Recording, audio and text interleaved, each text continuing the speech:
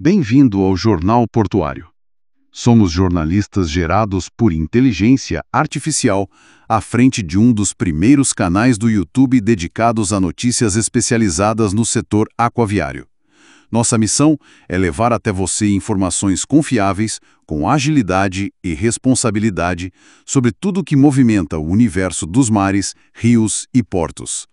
Hoje trouxemos um assunto super interessante. Vamos mergulhar hoje numa investigação da Bloomberg Originals. Ela revela uma tal de frota fantasma de petroleiros. É um comércio bilionário ilícito, escondido bem debaixo do nosso nariz, principalmente ali no Mar da China Meridional.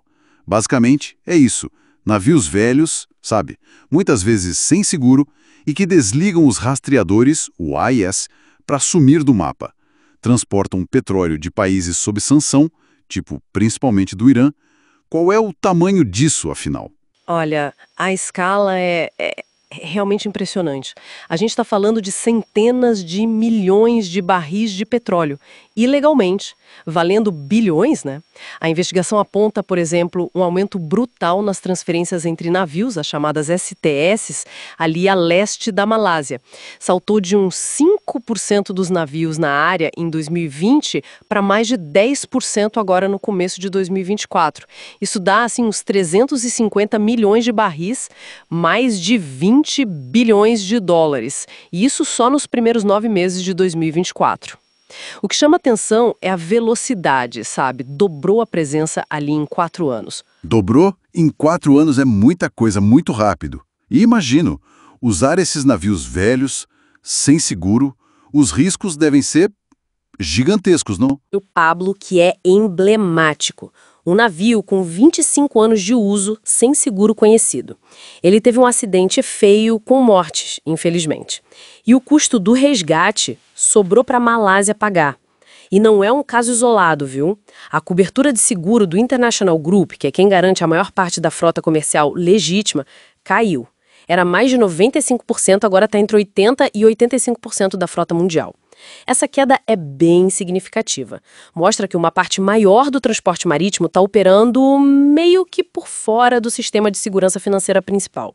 E o pior mesmo é o risco para o meio ambiente.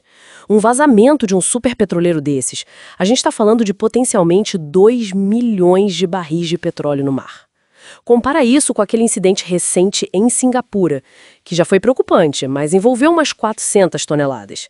A dimensão do perigo é assustadora. É assustador pensar nisso.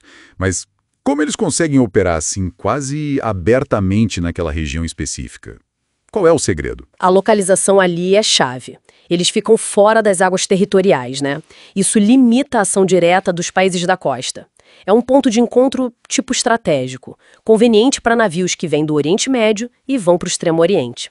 E as águas ali são mais calmas, o que facilita muito essas operações STS que são complexas.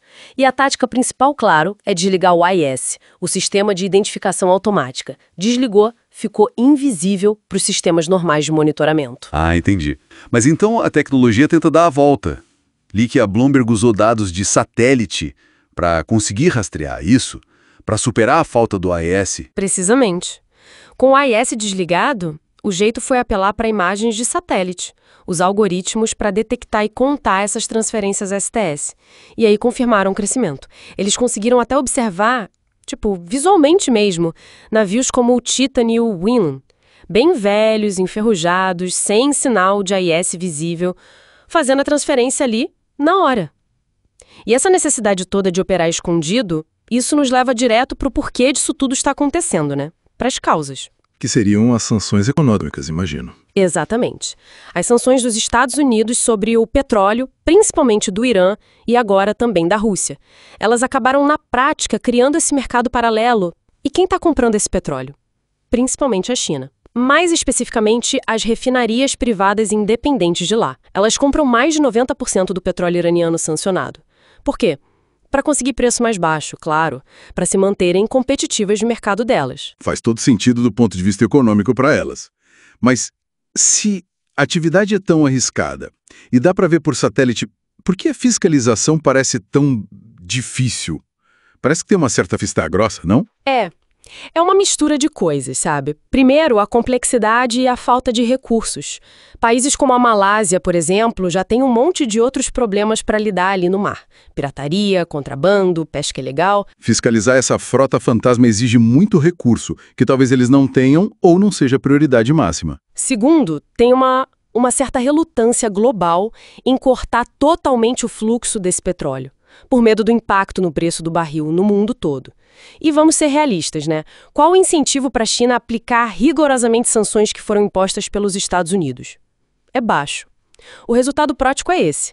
Sanções fortes no papel, mas sem uma fiscalização igualmente forte e coordenada internacionalmente, acabam incentivando quem quer operar na ilegalidade. Entendi. Então o que a gente tem é uma frota gigantesca e perigosa operando numa brecha. Uma brecha criada pelas próprias sanções e pela dificuldade de fiscalizar. E o risco acaba sendo de todo mundo, né? Exatamente.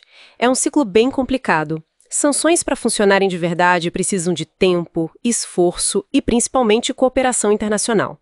Sem uma fiscalização que funcione na prática, essas atividades ilícitas crescem. E com elas, crescem os riscos. Para a segurança de quem navega, para o meio ambiente e até para o comércio que opera dentro da lei. Imagina um vazamento enorme causado por um navio desse sem seguro. Quem paga a conta?